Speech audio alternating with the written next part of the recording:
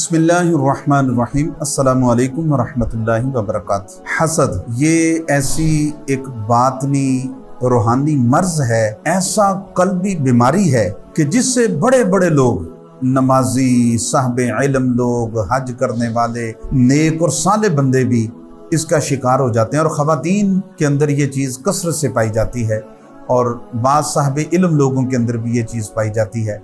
तो ये इतनी ख़तरनाक चीज़ है। हसद किसे कहते हैं? यानी किसी के पास जो मुकाम हो, पैसा हो, दौलत हो, इज्जत हो, सेहत हो, खूबसूरती हो, कमालात हो, दूसरा बंदा उससे जेलस हो जाए, इसको कहते हैं हसद करना। और रसूल अकरम ताजदार अंबिया सल्लल्लाहु अलैहि वसल्लम ने इरशाद फरमाया, हसद से दूर रहो।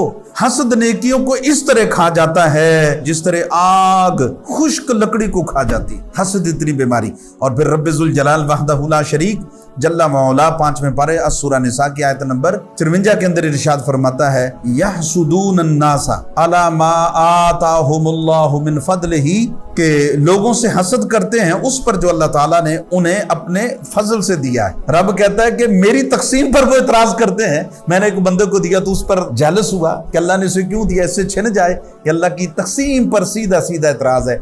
ये इतनी बीमारी हमारी कौम की जड़ों के अंदर बस गई और ये ऐसी रूहानी मर्ज है जो रसूल अकरम सल्लल्लाहु अलैहि वसल्लम फरमाते हैं, ये नेकियों को ऐसे खा जाती है, दिल की नूरानियत को ये खाली कर देती है, अंदर की नूरानियत को बिल्कुल ये साफ और अचाट कर देती है। लिहाजा इस बीमारी से बचें, तौबा करें। अल्लाह ताला ऐसे मोहलक मर्ज से हम सब की हिफाजत फरमाए। अस्सलामु अलैकुम वरहमतुल्लाहि वबरकातुहू।